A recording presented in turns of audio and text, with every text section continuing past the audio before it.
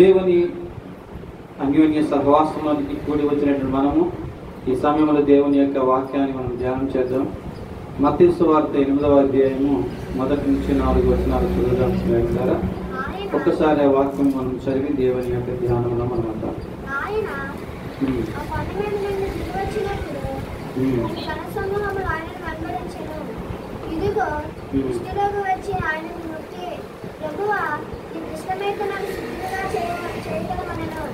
అందుకు ఆయన చేయి చాపి వారి ముట్టి నాకు ఇష్టమే నీవు శుద్ధిలో కమ్మని చెప్పగా తక్షణమే వారి దృష్టిలోకము శుద్ధి ఆయను.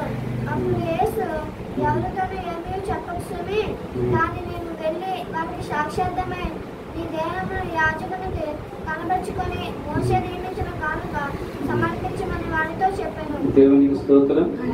హల్లెలూయా. చూడండి, ఇక్కడ మత్తయి సువార్త 8వ అధ్యాయంలో ప్రభువైన యేసుక్రీస్తు కొండ మీద నుండి దిగి వస్తున్నప్పుడు బహు జన సమూహం ఆయనని వెంబడిస్తూ ఉన్నారు. అదే సమయంలో ద్వారా ఒక కుష్టి వ్యాధిగ్రస్తుడు ప్రభువైన యేసుక్రీస్తు దగ్గరికి వచ్చాడు. ఆయనకి మొక్కి, ప్రభువా నీకు ఇష్టమైతే నన్ను శుద్ధినిగా చేయగలవు అని చెప్పి ప్రభువుకి ప్రాధేయపడతా ఉన్నాడు.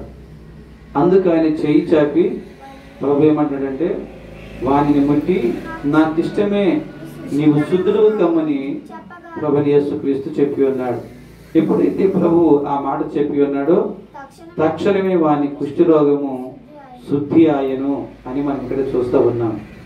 అప్పుడు ప్రభువైనటువంటి యేసుక్రీస్తు ఎవరితోనూ ఏమీ చెప్పకు సుమి అంటూ, కానీ నీవు వెళ్ళి వారికి సాక్షాత్మైన నీ దేహమును యాజకునికి కనపరుచుకొని మోషే నియమించిన కానుక సమర్పించమని వారితో చెప్పినట్టు మనం చూస్తూ ఉన్నాం. దేవుని ప్రశస్తమైన సన్నిధానంలో దేవులారా ఇక్కడ చూడండి, ప్రభువైనటువంటి యేసుక్రీస్తు దేవులారా ఆ యొక్క కొండ మీద దిగి వచ్చేటప్పుడు చాలా మంది జన సమూహములు ఆయన వెంబడిస్తున్నారు. అయితే వెంబడించిన వారిలో ఒక ఆయనకి ఏముందటండి, కుష్టి వ్యాధి ఉండినట్లు మనం చూస్తూ ఉన్నాం. ఈరోజు వారులారా దేవుని ప్రజలుగా మనము ఈ యొక్క కుష్టి వ్యాధి గురించి మనము ఆలోచన చేయాలి.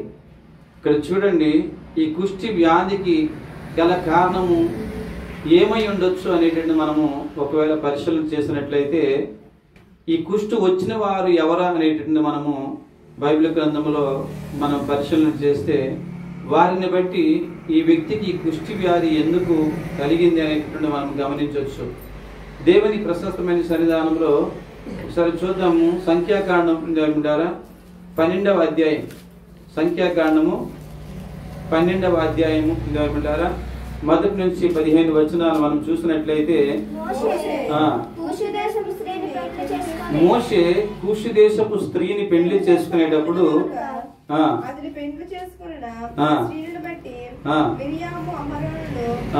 చూడండి, మిరియాము అహరోనులు ఏం చేస్తున్నారటండి, అతనికి విరోధముగా మాటలాడి ఉన్నారు.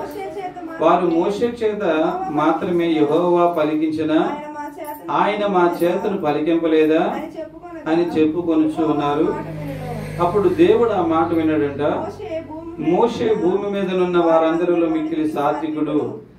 యెహోవా మీరు ముగ్గురు ప్రత్యక్ష గుడారంలోకి రండని హఠాత్తుగా మోషే అహరోను మిరియాములను ఆజ్ఞాపించాడు. ఆ ముగ్గురు అక్కడికి వచ్చేటప్పుడు యెహోవా మేఘస్తంభములో దిగి ప్రత్యక్ష గుడారం యొక్క ద్వారము వద్ద నిలిచి అహరోను మిరియామును పిలిచాను. వారిద్దరూ అక్కడికి వచ్చారు. ఆయన నా మాట వినండి, మీలో ప్రవక్త ఉండిన ఎడల యెహోవానగు నేను దర్శనమిచ్చి అతడు నన్ను తెలుసుకొనున్నట్లు కలలో అతనితో మాట్లాడుదును. నా సేవకుడైన మోషే అట్టివాడు కాడు, అతడు నా ఇల్లంతటిలో నమ్మకమైన వాడు. నేను గూఢభావములతో కాదు, దర్శనమిచ్చి ముఖాముఖిగా అతనితో మాట్లాడుదును. అతడు యెహోవా స్వరూపమును నిదానించి చూచును. కాబట్టి నా సేవకుడైన మోషేకు విరోధముగా మాట్లాడుటకు మీరేలా భయపడలేదనెను. యెహోవా కోపము వారి మీద రగులుకొనగా ఆయన వెళ్ళిపోయాను. మేఘమును ఆ ప్రత్యక్ష గుడారం మీద నుండి ఎత్తబడిను. అప్పుడు మిరియాము హిమము వంటి తెల్లని కుష్టు గలదాయను. దేవునికి స్తోత్రం. హల్లెలూయా. అహరోను మిరియాము వైపు చూచినప్పుడు ఆమె కుష్టి గలదిగా కనబడిను. దేవునికి స్తోత్రం. చూడండి, ఇక్కడ కుష్టి వ్యాధి రావడానికి గల కారణం మనకి ఇక్కడ ఒకటి కనబడుతుంది. ఎందుకు కుష్టి వచ్చిందట? ఎందుకు అనారోగ్యం వచ్చింది? ఎందుకు ఆ యొక్క మిరియాము కుష్టి వ్యాధికి గురైపోయింది అని చూసినట్లయితే తన సేవకుడైనటువంటి వానికి వ్యతిరేకముగా వారు మాట్లాడుతున్నారు. చూడండి, అక్కడ మోషేతో పాటు అహరోను కూడా దేవుని పరిచర్యకు ఏర్పాటు చేయబడ్డాడు. అలాగే మోషే మాత్రమే కాదు, ఆ యొక్క అహరోను మాత్రమే కాదు, అక్కడ మిరియాము కూడా వారితో పాటు కొంత పరిచర్యార్థమైనటువంటి అవకాశం కల్పించబడింది. కానీ ఇక్కడ దేవుని ప్రశస్తమైన సన్నిధానంలో దేవుడు చెప్తున్నాడు కదా, అందరూ లాంటి ప్రవక్త కాదు ఈ మోషే. అందరూ లాంటి ప్రవక్త కాదు. చాలా మంది ప్రవక్తలు ఉన్నారు. వాళ్ళు ఏంటట, కలలు గని దర్శనములుగా వారు దేవుని మాటలు చెప్పువారిగా ఉంటారు అని ఇక్కడ చెప్తా ఉన్నాడు. అంతేకాదు చాలా మంది పరిచారకులు ఉన్నారు, కానీ వాళ్ళ జీవితాల్లో సాత్వికత లేనటువంటి వారిగా ఉండి పరిచర్య చేసేవారిగా ఉన్నారు అని చెప్తున్నాడు. అలాగే పరిచారికలలో చాలా మంది ఉన్నారు, కానీ వాళ్ళు నమ్మకస్తుమైనటువంటి వారు కారు అనేటటువంటి నిర్ధారణ చేస్తున్నాడు. ఎందుకంటే ఇక్కడ చూస్తున్నాము, ప్రత్యేకించి మోషే కొరికి చెప్తున్నాడు. ఆయన ఏమంటున్నాడు? భూమి మీద ఉన్న వారందరిలో మిక్కిలి సాత్వికుడు. దేవునికి స్తోత్రం. ఎవరట మిక్కిలి సాత్వికుడు? భూమి మీద ఉన్న వారందరిలో మిక్కిలి సాత్వికుడు మోషే అని చెప్తున్నాడు. అంతేకాకుండా ప్రియమిల్లారా, ఇంకా ఎలాంటి వాడు ఆయన? ప్రియమిల్లారా, ఆయన నా ఇల్లంతటిలో నమ్మకమైన వాడు. దేవునికి స్తోత్రం. హల్లెలూయా. నా సేవకుడైన మోషే ఇల్లంతటిలో, నా ఇల్లంతటిలో కూడా నమ్మకమైన వాడు అని చెప్తున్నటువంటి సాత్వికుడు, నమ్మకమైన వాడు. అంతేకాదు ఇక్కడ దేవునిని ముఖాముఖిగా చూచి మాట్లాడేటటువంటి గొప్ప దైవజనుడు ఎవరంటే మోషే. దేవునికి స్తోత్రం. అందరూ కూడా దేవుని నిటారుగా చూసి దేవుని స్వరం విని దేవుని మాట అని చెప్పి ఉపదేశించేటువంటి వారు కారు. సమాజంలో చాలా మంది ఉన్నారు పరిచారకులు అనబడిన వారు. ఎక్కడెక్కడో ఏవేవో కొందరు కవులు రాసేటటువంటి పుస్తకాలు చదివి ఆ పుస్తకాల్లో ఉన్నవి సత్యమేమో అనేటువంటి భ్రమలోనికి వెళ్ళి ఆ భ్రమలు బోధించే వారు సమాజంలో చాలా మంది ఉన్నారు నేటి తరంలో. దేవునికి స్తోత్రం. హల్లెలూయా. కానీ నేరుగా దేవుడు ఈ విధంగా మాట్లాడుతున్నాడు అని ఆ దేవుడి స్వరము విని ఆ దేవుని యొక్క ప్రత్యక్షత పొంది ఆ దేవుని అభిషేకంతో మాట్లాడేటువంటి వారు చాలా అరుదు. దేవునికి స్తోత్రం. హల్లెలూయా. కానీ దేవుని ప్రశస్తమైన సన్నిధానంలో ఎవరైతే దేవుని యొక్క స్వరము విని దేవుని యొక్క వాక్య ప్రత్యక్షతలలోనికి దైవావేశం కలిగిన వారై దేవుని యొక్క ఆయన యొక్క ప్రశస్తమైనటువంటి మాటకు లోబడిన వారిగా ఉండి, దీనులుగా ఉండి, సాత్వికులుగా ఉండి, నమ్మకమైన వారిగా ఉండి ప్రభువు కొరకు పాటుకుడు వారై ఉంటారో అటువంటి వారు సమాజంలో ఉండేవారు చాలా తక్కువ. దేవుని స్తోత్రం.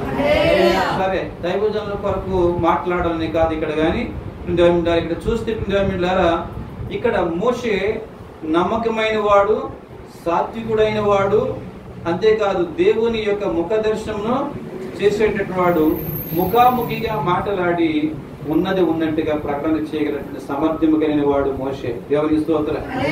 కాబట్టి ఈ మోషేకి వ్యతిరేకముగా ఎవరు మాట్లాడుతున్నారండి? అహరోను మిరియాములు మాట్లాడారు. దేవుని స్తోత్రం. దేనిని గురించి అని చూస్తే కూషు దేశపు ఒక స్త్రీని పెండ్లి చేసుకున్న విషయమై ఇక్కడ ప్రస్తావన తెలియజేస్తున్నాడు దేవుడు. దేవునికి స్తోత్రం. హల్లెలూయా, హల్లెలూయా. ఆ స్త్రీని గురించి మోషే దేవునితో మాట్లాడి దేవుని యొక్క దర్శనము కలిగి దేవుని ఉద్దేశపూర్వకముగా ఆ యొక్క స్త్రీని పెండ్లి చేసుకునే వాడిగా ఉండి ఉండొచ్చు. దేవునికి స్తోత్రం. కానీ వీరు మోషేకే చూపించాడా ఇలాంటివి, మాకు తెలియదేదా అని వారి హృదయములలో మోషేకి వ్యతిరేకంగా మాట్లాడుతున్నామని అనుకున్నారు. కానీ ఇక్కడ ఎవరికి వ్యతిరేకంగా మాట్లాడుతున్నారట వాళ్ళు? ఎవరికి? చూసారా, చాలా పాస్టర్ గారికి వ్యతిరేకంగా మాట్లాడుతున్నాము, పాస్టర్ గారి వ్యతిరేకమైన తలంపులతో ఉంటున్నాము, పాస్టర్ గారికి వ్యతిరేకంగా మనం ఉన్నాం కదా, ఆయన వల్ల మనకు ఒరిగేది ఏముంది, ఆయనకి వ్యతిరేకంగా మనం తలంపులు కలిగినంత మాత్రం దేవుడికి మనం వ్యతిరేకం కాము కదా అని మనం అనుకుంటాం. కానీ ఇక్కడ చూడండి, ఒక దైవజనునికి వ్యతిరేకంగా మాట్లాడినందుకు, ఒక అభిషిక్తునికి వ్యతిరేకంగా మాట్లాడినందుకు, ఒక ముఖ దర్శనము కలిగినటువంటి దైవజనుడికి, నమ్మకస్తుడైన దైవజనుడికి, సాత్వికుడైన దైవజనుడికి వ్యతిరేకంగా మాట్లాడినందుకు తన రక్త సంబంధులైన కూడా దేవుడు విడిచిపెట్టలేదు. దేవునికి స్తోత్రం. రక్త సంబంధులనైనా కూడా దేవుడు విడిచిపెట్టలేదు. కాబట్టి దేవుడు ఏమంటాడంటే దేవుడారా, అక్కడ దేవుడారా ఆయన అతనికి విరోధముగా మాట్లాడి ఉన్నారు మీరు అని చెప్పి వారి మీద నేరారోపణ చేసి దేవుడు మాట్లాడుతూ ఉన్నాడు. మోషేని గురించినటువంటి సాక్ష్యాన్ని దేవుడు పలుకుతా ఉన్నాడు. ఆ పలికిన దాన్ని బట్టి దేవుని కోపము ఆ యొక్క అహరోను అలాగే మిరియాము మీద ప్రభావితమైంది. దానిని బట్టి మిరియాముకి ఏమొచ్చిందటండి? కుష్టి రోగం వచ్చేసింది. దేవుని స్తోత్రం. ఏమొచ్చేసింది? ఎందుకు వచ్చేసింది అమ్మా? ఎందుకు వచ్చిందమ్మా? దేవుని సేవకుడికి వ్యతిరేకంగా సనిగినందువల్ల వచ్చిన శాపం. సరే, దేవుని అభిషేక్తునికి వ్యతిరేకంగా మాట్లాడినందువల్ల వచ్చినటువంటి శాపం అని. దేవునికి స్తోత్రం. హల్లెలూయా. కాబట్టి కుష్టు ఎందుకు వచ్చింది అనేటటువంటిది మనం ఇక్కడ గమనించాలి, ఆలోచన చేయగలగాలి. అలాగే దేవుని సముఖంలో ద్వారా మరొక వాక్యం చూద్దాం.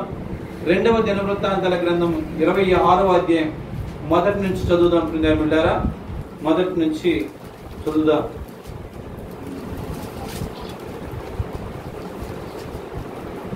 అంతటి యోధ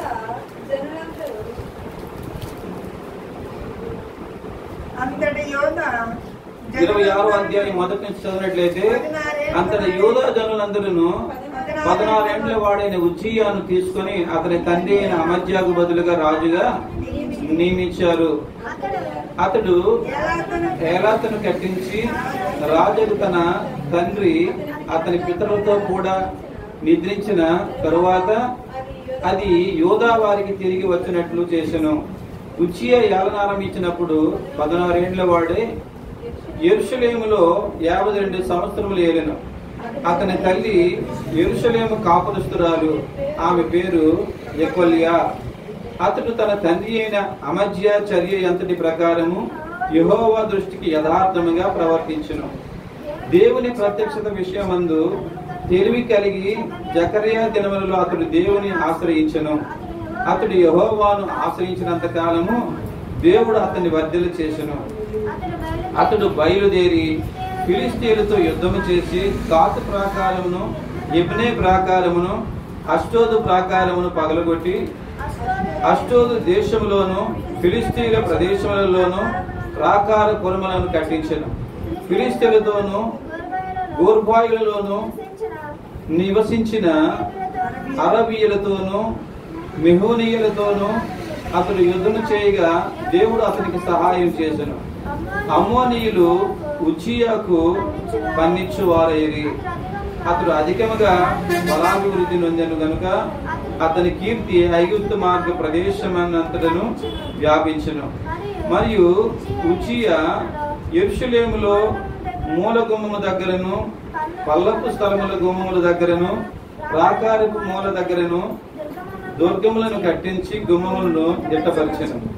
అదిగాక సెఫేలా ప్రదేశంలోను, మైదాన ప్రదేశంలోను, అతనికి విస్తారమైన పశువులు ఉండగా అతడు అరణ్యములో దుర్గములు కట్టించి అనేకమైన బావులు త్రవ్వించాడు. వ్యవసాయం మందు అతడు అపేక్ష గలవాడు గనుక పర్వతములలో కర్మేలులోను అతనికి వ్యవసాయకులను ద్రాక్ష తోట పనివారును కలిగి ఉన్నారు. అది యుద్ధమునకు ఉజ్జియాకు సైన్యము కలిగి ఉండెను. అందులోని యోధులు రాజు అధిపతులలో అనన్య అనువాని చేతి క్రింద నుండి ఖజానాదారుడుగు మయకేయాయు ప్రధాన మంత్రియగు యెహీయేలును వారి లెక్క ఎంతైనది చూచి వారిని పటాలముగా ఏర్పరచు వారై ఉండిరి. వారి పితరుల ఇంట్లో పెద్ద సంఖ్యను బట్టి పరాక్రమశాలులు 2600 మంది అయిరి. రాజునకు సహాయం చేతికి శత్రువులతో యుద్ధము చేయుట యందు పేరు పొందిన పరాక్రమశాలులైన 3,07,500 మంది గల సైన్యము వారి చేతి క్రింద ఉండేను. ఉజ్జియా ఈ సైన్యం అంతటికి డాళ్లను, ఈటలను, శిరస్త్రాలను, కవచములను, విల్లులను, వరుసలను చేయించాడు. మరియు అతడు అమ్ములనేమి పెద్దరాలనేమి ప్రయోగించుటకై ఉపాయశాలలు కల్పించిన యంత్రములను యెరూషలేములో చేయించి దుర్గములలోను బురుజులలోను ఉంచెను. అతడు స్థిరపడి వరకు అతనికి ఆశ్చర్యకరమైన సహాయము కలిగిన కనుక అతని కీర్తి దూరముగా వ్యాపించను అంటున్నాడు. అయితే అతడు స్థిరపడిన తరువాత అతడు మనస్సును గర్వించి చెడిపోయాను. అతడు ధూపపీఠం మీద ధూపం వేటికి యెహోవా మందిరములో ప్రవేశించి తన దేవుడిని యెహోవా మీద ద్రోహము చేయగా యాజకుడైన అజర్యాయు అతనితో కూడా ధైర్యవంతులైన యెహోవా యాజకులు 8 మంది అతని వెంబడి లోపలికి పోయి వారు రాజైన ఉజ్జియాను ఎదిరించి, ఉజ్జియా యెహోవాకు ధూపము వేయుటకై ప్రతిష్ఠించబడిన అహరోను సంతతి వారైన యాజకుల పనియే గాని నీ పని కాదు. పరిశుద్ధ స్థలములో నుండి బయటికి పోము, నీవు ద్రోహము చేసి ఉన్నావు. దేవుడిని యెహోవా సన్నిధిని ఇది నీకు ఘనత కలుగజేయదని చెప్పగా ఉజ్జియా ధూపం వేయుటకు ధూపార్తిని చేత పట్టుకుని రౌంద్రుడై యాజకుల మీద కోపము చూపాను. యెహోవా మందిరములో ధూపపీఠము ప్రక్క అతడు ఉండగా యాజకులు చూచుతూనే ఉన్నప్పుడు అతని నొసట కుష్ఠ రోగము పుట్టెను. ప్రధాన యాజకుడైన అజర్యాయును యాజకులందరూ అతని వైపు చూడగా అతడు నొసట కుష్ఠము గలవాడై ఉండెను. కనుక వారు తడువు చేయక అక్కడి నుండి అతనిని బయటికి వెళ్ళగొట్టిరి. యెహోవా తన్ను మొత్తినని ఎరిగి బయటికి వెళ్ళుటకు తానును త్వరపడెను. రాజైన ఉజ్జియా తన మరణదినం వరకు కుష్ఠరోగి అయి ఉండెను. దేవునికి స్తోత్రం. హల్లెలూయా. చూడండి, ఇక్కడ దేవుని సన్నిధానంలో ఉజ్జియా తన జీవితంలో యోధాపదలను ఏలన ఆరంభించేటటువంటి వాడిగా ఉన్నాడు. 12 సంవత్సరాల నుంచి ఆయన 16 సంవత్సరాల నుంచి ఆయన పరిపాలన చేస్తా ఉన్నాడు. సుమారు ఆ యొక్క వ్యక్తి 50 సంవత్సరాల పరిపాలన చేశాడు. ఇక్కడ మనం చూస్తా ఉన్నాము. అయితే తన పరిపాలన జీవితంలో తన తండ్రి దేవుని మార్గంలో యథార్థంగా నడిచినట్లుగానే తనను కూడా యథార్థంగా దేవునితో నడిచాడు. నడిచినంత కాలం కూడా దేవుడు తనను ఆశీర్వదించాడు. తన ఆయన ఉన్నతమైనటువంటి కీర్తి ప్రతిష్టలు కలిగిన వానిగా ఆయనను దేవుడు ఘనపరిచాడు. దేవునికి స్తోత్రం. నిరంతరము దేవుడు అతనికి ప్రతి యుద్ధముల్లోనూ దేవుడు సహాయం చేసేట వానిగా ఉన్నాడు. అంతేకాకుండా విస్తారమైన పశువులు గలవానిగా, పాడి పంటలు కలిగిన వానిగా దేవుడు అతన్ని దీవించాడు. అంతేకాదు వ్యవసాయంలో చేసే పనివారులు కలిగిన వారిగా కూడా దేవుడు తన పట్ల సహాయం చేశాడు. దేవునికి స్తోత్రం. హల్లెలూయా. అలాగే పరాక్రమం కలిగినటువంటి 2060 మందిని అక్కడ యుద్ధ వీరులను కూడా దేవుడు తనకి అనుగ్రహించాడు. దేవునికి స్తోత్రం. హల్లెలూయా. అంతేకాకుండా పరాక్రమశాలులైనటువంటి పేరు పొందిన వారు కూడా 3,07,500 మంది గల సైన్యంను కూడా దేవుడు వారికి ఇచ్చాడు. దేవునికి స్తోత్రం. హల్లెలూయా. అంతేకాకుండా ప్రభువు యొక్క ప్రశస్తమైన సన్నిధానంలో ఆశ్చర్యకరమైన సహాయమును దేవుడు కలుగు చేస్తూ ఆయన కీర్తి అనేక ప్రాంతాలు, బహుదూరమైనటువంటి ప్రాంతాలకు కూడా వ్యాపించేటట్టు దేవుడు తనకు అంత గొప్ప కృపని ఆయన అనుగ్రహించాడు ఉజ్జియా రాజుకు. దేవునికి స్తోత్రం. హల్లెలూయా.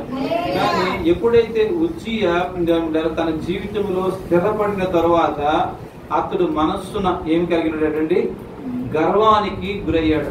దేవునికి స్తోత్రం. చూడండి, తన జీవితంలో దేవుడారా మొదటిది మనం చూస్తే గర్విష్ఠిగా మారిపోయాడు. ఎలా మారిపోయాడండి? తన మనస్సును గర్వించిన వాడిగా మారిపోయాడు. గర్వించి ఆ గర్వములో బాగుపడ్డాడనంటే ఏమిటండి? ఆ గర్వాన్ని బట్టి బాగుపడ్డాడనంటే గర్వం బట్టి బాగుపడలేదు, గర్విష్ఠి అయి చెడిపోయిన వాడైపోయాడు. దేవుని స్తోత్రం. చెడ్డవాడైపోయాడు. దేవుని స్తోత్రం. అంతేకాకుండా దేవుని బిడ్డలారా యెహోవా మీద ద్రోహము చేసిన వానిగా తన మనస్సును స్థిరపరచుకున్న వాడైపోయాడు. అంతేకాకుండా దేవుని బిడ్డలారా యాజకుడు చేయవలసిన పని ఇప్పుడు ఎవరు చేయాలనుకుంటున్నాడట? ఎవరు చేయాలనుకుంటున్నారు? ఈ యొక్క ఉజ్జియా రాజే ఆ పనిని నేనే చేసేస్తాను అనుకొని ధూపార్తి చేత పట్టుకొని పరిశుద్ధ స్థానంలోనికి దేవుడారా ఆయన ప్రవేశించేస్తా ఉన్నాడు. దేవునికి స్తోత్రం. చూడండి, గర్విష్ఠుడు అయిపోయాడు. అంతేకాకుండా దేవుడారా గర్విష్ఠుడితో పాటు ఏమైపోయాడండి? చెడిపోయిన అంతకంతకు చెడిపోయాడు. గర్వం వలన పాపపు ఆలోచనలోనికి వెళ్ళిపోయాడు. నేనే అనేటటువంటి ఆమెలోనికి వెళ్ళిపోయాడు. బిడ్డలారా అట్టి రీతిగా వెళ్ళిపోయాడు. ఇంకా ఈ దైవజనులు కాదు కదా, ఈ అభిషిక్తులు కాదు కదా, ఈ ప్రవక్తలు కాదు కదా, ఎవరు కాదు, ఇక నాకు నేనుగానే నా ఆలోచన ప్రకారం ఇక్కడి నుంచి నేను నడుచుకుంటాను అనేటటువంటి బిడ్డలారా తలంపులలోనికి వెళ్ళిపోయాడు. ఆ యొక్క దేవుని బిడ్డలారా ఆ యొక్క ప్రకారంగా వెళ్ళిన కారణముగా తన జీవితంలో దేవుని బిడ్డలారా ఇప్పుడు తన ఇష్టానుసారముగా దేవుని బిడ్డలారా ధూపార్తి చేత పట్టుకుని దేవుని మందిరంకి వెళ్ళిపోయి నేనే ధూపవేదిక, నేనే ధూపం అర్పించేస్తాను అనుకుని దేవుని బిడ్డలారా ఆయన ముందుకు వెళ్ళిపోతున్నాడు. అప్పుడు ఉండేటటువంటి దేవుని బిడ్డలారా యాజకులైనటువంటి వారు దేవుని ప్రశస్తమైన సన్నిధానంలో అతడు అలాగే వెళుతున్న దాన్ని బట్టి ధైర్యం చేసుకుని రాజుతో వాళ్ళు చెప్తున్నారు, ఇది నీ పని కాదు, ఇది ఎవరి పని? అహరోను సంతతి అయినటువంటి వారి యాజకుల యొక్క పని. అది నువ్వు ఈ పని చేయకూడదు. నీవు ఇలా చేయడం వల్ల దేవునికి నీవు కోపం పుట్టించిన వాడు అవుతావు. దేవునికి స్తోత్రం. దేవుని మందిరంలో నీవు ఆ ప్రకారముగా ఈ ధూపం వేయడానికి నీవు తగనివాడు అని చెప్పి బిడ్డలారా అక్కడ వాళ్ళు చెబుతూ ఉన్నారు. అలాగే చెప్పగానే బిడ్డలారా చూడండి, దేవుడు అక్కడ అభిషిక్తుల మాటను సమ్మతించాడు. ఇక్కడ చూస్తున్నాము ఆ యొక్క ఉజ్జియాకు ఏమొచ్చేసిందండి? అమ్మా ఏమొచ్చింది? కుష్టి వ్యాధి ఎలుగొచ్చేసింది. కుష్టి వ్యాధి వచ్చింది. అది ఎంతవరకు ఉందట ఆ వ్యాధి? అమ్మా ఎంతవరకు ఉందమ్మా?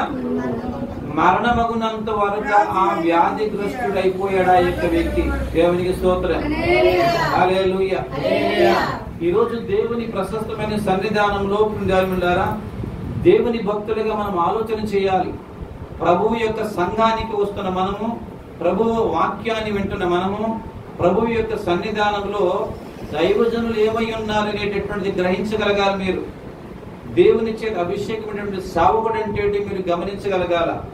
రెండవదిగా ప్రభువు సన్నిధానంలో బిడ్డారా మీరు ఎటువంటి తలంపులు కలిగి ఉన్నారనేది ఆలోచన మీరు చేయగలగాల. దేవునికి స్తోత్రం. ఏం చేయాలమ్మా?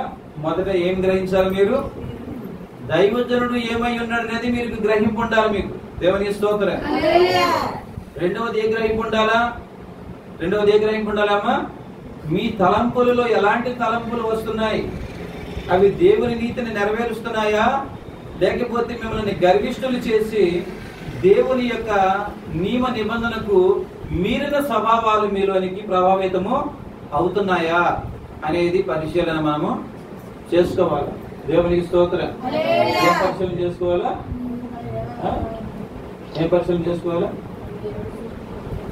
దేవుని సన్నిధానంలో పిల్లలారా దేవునికి వ్యతిరేకమైనటువంటి వారముగా మనము అవిధేయకరమైనటువంటి స్వభావములు ఏవైనా మనలోని, లేక పరిచారకునికి వ్యతిరేకమైనటువంటి తలంపులలో మనము దేవుని యొక్క నీతిని నెరవేర్చినటువంటి స్వభావాలు ఏవైనా మనలోని ప్రభావితం అవుతున్నాయేమో అని మనం పరిశీలన చేసుకోవాలి. అలాగా ఆలోచన చేయకుండా మనము ఇక ఉజ్జియా వలె గాని, లేకపోతే అక్కడ అహరోను మిరియాముల వలె గాని మన తలంపులలో సేవకుని లక్ష్య పెట్టకుండా, దేవుని నిబంధనలు లక్ష్య పెట్టకుండా మన ఇష్ట ప్రకారంగా మనము తిరిగి జీవిస్తున్నట్లయితే మీరు భక్తులైన దేవుడికి మీరు విధేయులు కారు. మీరు భక్తులైన దేవుని యొక్క వాక్యమునకు లోబడిన వారు కాదు. మీరు భక్తులైన దేవుని యొక్క నిబంధనలకు మీరు గైకొనిన వారు కాదు. మీరు భక్తులైన దేవుని బిడ్డలారా, దేవుని చిత్తమును నెరవేర్చిన వారు మీరు కారు. దేవునికి స్తోత్రం. హల్లెలూయా. ఎందుకంటే దేవుని యొక్క నియమం అనేది ఉన్నది సంఘానికి, దేవుని యొక్క నియమం అన్నది కాపరికి. దేవునికి స్తోత్రం. ఎవరికి నియమించిన నియమమునకు, ఎవరికి నియమించిన నిబంధనకు, ఎవరికి నియమించిన చట్టానికి వారు కట్టుబడి జీవించాల. అలాగ జీవించకుండా మనం అధిగమిస్తే అది దేవుని వలన వచ్చు ఆశీర్వాదానికి బదులుగా శాపముగా మారుతారు. చూడండి, కట్టుబడి ఉండినప్పుడు ఉజ్జియా జీవితం ఎలా ఉంది? ఘనపరచబడినదిగా ఉంది, ప్రశంసనింపబడినదిగా ఉంది, వర్ధిల్లేదిగా ఉంది. ఆయన యొక్క పేరు ప్రఖ్యాతులు చాలా దూర ప్రాంతములకు కూడా అవి ప్రభావితమై ఉన్నాయి. దేవునికి స్తోత్రం. హల్లెలూయా. ఆయన కీర్తి ప్రతిష్టతలు అనేకమైన ప్రదేశాలకు వ్యాప్తి చెందేదిగా ఉంది. దేవునికి స్తోత్రం. అంతేకాదు, ఆయనకి అపజయం లేదు, ఆయనకి అవమానం లేదు, ఆయనకి ఏ కోణములో కూడా శ్రమ కలిగిన పరిస్థితులు లేవు. దేవునికి స్తోత్రం. అన్ని కోణములలోనూ కూడా ప్రత్యేకమైన వానిగా, ఎంచబడిన వారిగా ఉన్నాడు. దేవునికి స్తోత్రం. ఇక్కడ చూడండి, ప్రభువు బిడ్డలుగా దేవుని నియమమునకు మనం కట్టుబడి జీవించే సంఘమై ఉండాలి. మనం ఎవరమైనా కూడా మేము వినమండి అంటే వినని వారముగా ఉన్న మన జీవితాలకు దేవుని ఆశీర్వాదాలను మనము పోగొట్టుకుంటాం. వచ్చే ఆశీర్వాదాలు కూడా ఏమైపోతాయమ్మా? చూడండి, ఆయనకు వచ్చే ఆశీర్వాదాలు ఏమైపోయి శాపముగా మారిపోయి ఎంతవరకు ఉన్నాయట? మరణమగు అంత వరకు కూడా. చూడండి, తను గ్రహించాడా లేదా? అమ్మో, దేవుని ఉగ్రత నా మీదకి వచ్చేస్తుందని చెప్పి అతడు కూడా త్వరపడి బయటికి వెళ్ళిపోవాలి అనుకొని వెళ్ళిపోతా ఉన్నాడు. తనకు గ్రహింపు వచ్చినప్పటికి కూడా సమాధానం మాత్రం దేవుని యొద్ద నుంచి రాలేదు. శాపం అయితే వచ్చేసింది తప్ప సమాధానం మాత్రం తనకి రాలేదు. నీకు అర్థమవుతుందా లేదు? అర్థమవుతుందా లేకపోతే అర్థం కాకుంటుందా? ఏమా అర్థమవుతుందా లేదు మీకు?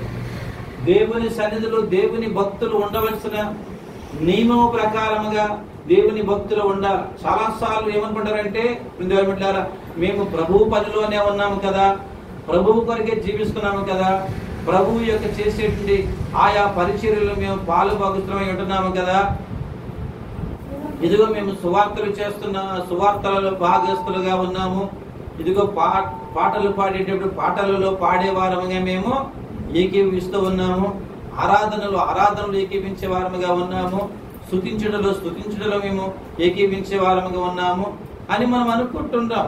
ప్రియమిత్రులారా, కానీ దేవుని సన్నిధానంలో ప్రియమిత్రులారా, ఆయన నిబంధనకు మనము సాత్వికులము కావాలి. ఆయన నిబంధనకు మనము ప్రియమిత్రులారా నమ్మకమైన వారా మనము కావాలి. దేవునికి స్తోత్రం. దేవుని కట్టడలకు మనం ప్రియమిత్రులారా మనము కట్టుబడిన వారమై ఉండాలి. అలాగే ఉండేటప్పుడు మన జీవితంలో ప్రియమిత్రులారా అటువంటి భయంకరమైన తీక్షణమైన దేవుని ఉగ్రత నుంచి మనము తప్పించబడేవారం అవుతాం. దేవుని స్తోత్రం. దేవుని సన్నిధానంలో దీన్ని బట్టి మనకు అర్థమైంది ఏంటి? మనము సేవకునికి వ్యతిరేకమైన ఆలోచన మనలోని ఉండకూడదు. ఏ సేవకుడికమ్మా? దేవునికి సాత్వికుడైనటువంటి సేవకుడికి. ఇప్పుడు ఎవడో పాపంలో పొరుగుతున్న సేవకుడి గురించి మీరు మాట్లాడుకుంటే మీకేం కాదు. దేవుని స్తోత్రం. చెడిపోయి తిరుగుతున్నాడు కోసం మీరు మాట్లాడుకుంటే ఏం కాదు. ఎందుకంటే అక్కడ దేవుడికి చెప్తున్నాడే, అలాంటి సేవకుడు కాదు నా మోషే. దేవుని స్తోత్రం. సేవకుడు అనేక ప్రజల కంటే, అనేక పరిచారుల కంటే మిక్కిలి సాత్వికుడు. దేవుని స్తోత్రం. అందరికంటే ఈయన నమ్మకమైన వాడు. దేవునికి స్తోత్రం. హల్లెలూయా. అంతేకాదు ముఖ దర్శనము కలిగిన వాడు. ఎవరి ముఖం చూసినాడు? దేవుని ముఖ దర్శనము కలిగిన వాడు. దర్శనముతోనూ అభిషేకముతోనూ బలమైనటువంటి దేవుని యొక్క ప్రత్యక్షతతో వచ్చినటువంటి దేవుని జనుడు. దేవునికి స్తోత్రం. కాబట్టి వ్యతిరేకముగా మాట్లాడితే అవి మనకు ఏమవుతాయండి? అవి శాపాలుగా మారిపోతాయి. దేవునికి స్తోత్రం. హల్లెలూయా. మీరు పరిచారకుల కొరకు మాట్లాడుకుంటాం అనుకుంటారు, కానీ ఎవరికి వ్యతిరేకలు అయ్యారు? మీరు దేవునికే వ్యతిరేకంగా మాట్లాడిన వారు అయ్యండి శాపాన్ని కొరకు తెచ్చుకున్న వారు అనుకుంటారు. చాలాసార్లు అంతే. ప్రార్థన సహవాస విషయమే, దేవుని సన్నిధి విషయమే, మన గృహాలలో ప్రార్థనల గురించి వాటి గురించి చెప్తునేటప్పుడు విద్యార్థులారా మనం ఏమనుకుంటే ఈయన ఎప్పుడు ఖండిస్తాడు, మనకి ఏదో ఒకటి అంటుంటాడు అని చెప్పి తృణీకరించి మనకి నచ్చిన ప్రకారంగా మన పక్షంలో మనకు నచ్చిన ప్రకారంగా మనం చేసుకుంటుంటాం. పుట్టినరోజులు ఏమండి, అలాగే మనకు నచ్చినట్టుగా మనం చేసుకుంటూ ఉంటాం. ఆ ఇంటిలో సంతోషం ఉండదు, ఆ ఇంటిలో ఆనందం ఉండదు. అది పుట్టినరోజు అవ్వదు, దుఃఖదినంగా మారుతుంది. ఏదైనా ఎనీ ఫంక్షన్, అది ఏ ఫంక్షన్ అవ్వాలంటే ఆ ఫంక్షన్ సంతోషంగా ఉండదు, అది దుఃఖదినంగా మారిపోతుంది. దేవునికి స్తోత్రం. ఎందుకో తెలుసు? ఎవరి మాట విన్నందువల్ల? లెక్క ప్రకారం ఏమవ్వాలి? దేవుని దైవజనుడు చెప్పిన మాట ప్రకారంగా నీ ఇంటిలో ప్రార్థన సన్నిధి, నీ ఇంటిలో ఆరాధన, నీ ఇంటిలో దేవునితో సంబంధమైన జీవితము, దేవునికి కృతజ్ఞతలు చెల్లించే జీవన విధానం అనేది జరగాల. ఎందుకు? ప్రభువు నీకు ఒక కృపాభాగ్యాన్ని కల్పించాడు. ఆయన దేవునికి స్తోత్రం. నీకు ఒక ఆయుష్నిచ్చాడు, నీకు ఒక ఆరోగ్యాన్ని ఇచ్చాడు, నీకు ఒక ఆనందాన్ని ఇచ్చాడు, నీకు ఒక సంపదని ఇచ్చాడు, నీకు ఒక మరొక స్థానాన్ని, ఒక మెట్టుని అధిగమించడానికి ఒక అవకాశాన్ని దేవుడు కల్పించాడు. దేవునికి స్తోత్రం.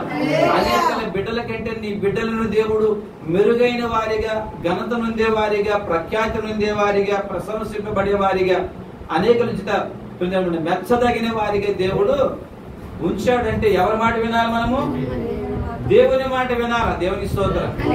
ఆయన మాట వినాలనే వారైతే మన జీవితంలో ప్రశాంతతను మనము కోల్పోతా ఉంటాం. చాలా మంది అలాగే కోల్పోతున్నారు. ఈ రోజు ఇక్కడ చదవబడినటువంటి కుష్టి వ్యాధిగ్రస్తుడు తన జీవితంలో కూడా యేసు ప్రభు పరలోకం నుంచి భూమికి అరుదించినటువంటి కాలమున ఆ వ్యక్తి కుష్టి వ్యాధిగ్రస్తుడుగానే ఉండిపోయాడు. దేవునికి స్తోత్రం. అయితే ఇప్పుడు తను అనుకుంటాను మనస్సు మార్చుకొని ప్రభు అయిన యేసుక్రీస్తు ఎవరో తెలుసుకొని ఆ ప్రభువు యొద్దకు వచ్చి ఆ ప్రభువుతో సంధి చేసుకుంటున్నాడు. ఆ సంధి చేసుకున్న విషయంలో కూడా ఏ రీతిగా ప్రభువుతో మాట్లాడుతుంటే నీకు ఇష్టమైతే ఇవ్వండి ఆయన, ప్రభువా నీకు ఇష్టమైతే నన్ను శుద్ధునిగా చేయగలవని. దేవునికి స్తోత్రం. ఎందుకంటే శిక్షించువాడు ఆయనే, రక్షించువాడు ఆయనే. దేవునికి స్తోత్రం. వ్యాధిని కలుగు చేయవాడు ఆయనే, వ్యాధిని పారదోలగలుగువాడు ఆయనే. దేవునికి స్తోత్రం. హల్లెలూయా, హల్లెలూయా. కీడు తప్పించేవాడు ఆయనే, కీడును తప్పించేవాడు ఆయనే. దేవునికి స్తోత్రం. అది ఎవరు గ్రహించారు? ఈ కుష్టి వ్యాధిగ్రస్తుడు గ్రహించాడు. దేవునికి స్తోత్రం. తన జీవితంలో ఎంతో కాలమైంది, శుద్ధికరమైన జీవితం లేదు, ఆ కుష్టి వ్యాధి నుంచి స్వస్థత లేదు, దీర్ఘకాలకుడిగా రోగగ్రస్తుడైపోయి ఆ కుష్టి వ్యాధిగ్రస్తుడు ఉన్నాడు. కాబట్టి ఇక్కడ ప్రభు అయినటువంటి యేసుక్రీస్తు అనేటటువంటి పేరట శరీరుడిగా ప్రభు యేసుక్రీస్తు ఆ ప్రాంతానికి వచ్చాడు. ఆయన దేవునికి స్తోత్రం.